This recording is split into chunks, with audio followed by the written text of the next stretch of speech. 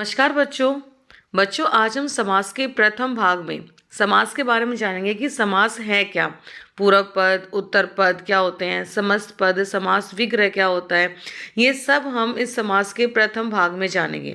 सबसे पहले समास जो है वो सम, उपसर्ग, अस धातु और घ प्रत्यय से मिलकर बना है। अब देखो, आप समास देखो, इसमें सम है ना, सम का अर्थ ही क्या होता है? समीप। और आस का अर्थ क्या होता है? बैठना, मतलब समीप बैठना, मतलब कि दो या दो से अधिक पदों का एक हो जाना समास कहलाता है। पद क्या होते हैं? शब्द। जब दो या दो से अधिक शब्द जो है मिलकर एक हो जाते हैं तब क्या बनता है? उसे समास कहते हैं। जैसे वीरहा, बालहा। अब देखो, ये दो शब्द हैं, इन दोनों में ही क्या है? प्रथमा विभक्ति का प्रयोग हुआ है। जब ये दोनों एक हो जाएंगे तो क्या बना? वीर बालहा। तो ये क्या कहलाया? समास। जब दो या दो से अधिक पद मिलकर एक हो जाते हैं तो उसे क्या कहते हैं? समास कहते हैं। समास में दो पद होते हैं। कौन कौन से? पूरक पद और उत्तर पद। बार बार इन शब्दों का प्रयोग होगा जब हम समास करेंगे, बार बार। तो आपने ध्यान रखना है यहाँ पे पूरक पद और उत्तर पद क्या होता है। जैसे वीर बालहा है, आपको यहाँ पे दो शब्द दिखाई दे रहे हैं, ये शब्द ही क्या है? पद। ध्यान रखना, कई बार दो पद बोल देते हैं, दो शब्द बोल देते हैं, तो इस चीज का आपने ध्यान रखना है। इसमें पूरक पद जो है वो वीरहा है और उत्तर पद क्या है? बालहा है। इन दोनों पदों को मिलाकर एक समस्त पद वीर बालहा बन जाता है, जिसे समास कहते हैं। तो यहाँ आपने क्या देखा कि पूरक पद और उत्तर पद क्या होते हैं? तो बताएं, वीर बालहा, इसमें पूरक पद क्या है? वीरहा, और उत्तर पद क्या है? बालहा। अब हमारा प्रश्न उठता है कि समस्त पद व समास विग्रह क्या होता है।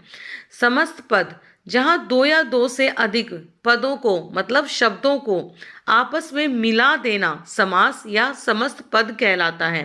जैसे वीर बालहा, देखो मैंने यहाँ पे लिखा है वीरहा क्या है? पूरक पद है, और बालहा क्या है? उत्तर पद है। जब ये दोनों शब्द मिले तो इनके बीच की जो विभक्ति थी वो क्या हो गई? समाप्त हो गई, लोप हो गया, और दोनों ने मिलकर एक शब्द बना लिया। क्या बना? वीर बालहा। तो ये क्या है? समस्त पद है। अब है समास विग्रह क्या होता है? क्या होता है समास विग्रह? जहां समस्त पद में आपने देखा कि भाई शब्द के बीच की जो विभक्तियां थी उनका लोप हो गया, और यह दो शब्द या दो से अधिक शब्द जो है वो मिलकर एक बन गया, वो क्या था? समस्त पद। बस उसी का अपोजिट क्या है? समास विग्रह है। आपस में मिले हुए पदों का, मतलब शब्दों का क्या कर देना? अलग अलग कर देना। क्या कहलाता है? समास विग्रह कहलाता है। जहां शब्दों को इकट्ठा किया जाता है, जोड़ा जाता है, वो क्या है? समस्त पद। और जहां शब्दों को बिखेर दिया जाता है, बिखेरना अर्थात जहां शब्दों को अलग अलग कर दिया जाता है, वो क्या होता है? समास विग्रह। जैसे वीर बालहा, ये क्या है? इस शब्द को देखते ही हमें चल गया पता कि ये कौन सा पद है? समस्त पद है। क्यों समस्त पद है? क्योंकि इसके बीच की विभक्तियों का क्या हो गया? लोप हो गया, और हमारा एक शब्द बन गया, तो वो क्या है? समस्त पद। अब यहाँ पर देखो वीरहा बालहा, वही इस एक शब्द को मैंने क्या कर दिया? दो भागों में बांट दिया। वीरहा बालहा, बीच में विभक्ति भी आ गई, तो ये क्या हो गया? समास विग्रह हो गया।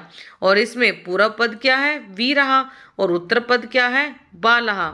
अब हम जानेंगे समास के भेद। समास के मुख्य रूप से चार भेद होते हैं। पहला अव्ययी भाव समास, दूसरा तत्पुरुष समास, तीसरा द्वंद्व समास, और चौथा बहुव्रीहि समास। अब तत्पुरुष के भी अपने भेद होते हैं, कर्मधारय समास और द्विगु समास। तो कर्मधारय और द्विगु किसके भेद हैं? तत्पुरुष समास के भेद हैं।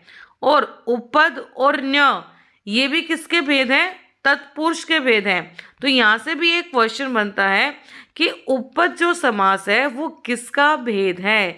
तो किसका भेद है? तत्पुरुष का। और अगर नया समास है तो वो किसका भेद है? तत्पुरुष का।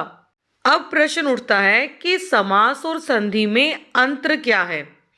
अब देखो, दो समास और संधि जो है दोनों ही संक्षिप्त करते हैं, मतलब छोटा रूप बनाती हैं, है ना। लेकिन समास और संधि में अंतर यह है कि संधि दो वर्णों का मेल है। इसमें दो वर्ण मिलते हैं, देखो आ और आ, जब ये दो वर्ण मिले तो आ बना। वहीं समास में क्या होता है, समास में दो शब्द मिलते हैं, जैसे चंद्रहा मुखम, ये दो शब्द आपस में मिले तो क्या बना, चंद्रमुखम। तो दोनों का कार्य, समास और संधि, इन दोनों का कार्य क्या है, संक्षिप्त करना, छोटा बनाना। लेकिन अंतर क्या है, संधि दो वर्णों का योग है और समास जो है दो शब्दों का योग है। आपने इस बात को ध्यान रखना है। भाग 2 में हम अव्ययी भाव समास, भाग 3 में तत्पुरुष, ऐसे हर एक समास को समझते हुए अंत में हम पुनरावृत्ति करेंगे। इसलिए आपने प्रत्येक भाग को ध्यान से देखना है जैसे मैं बनाऊं। अगर आपको ये वीडियो पसंद आई हो तो इस वीडियो को लाइक करना, मेरे चैनल को सब्सक्राइब और शेयर जरूर करना।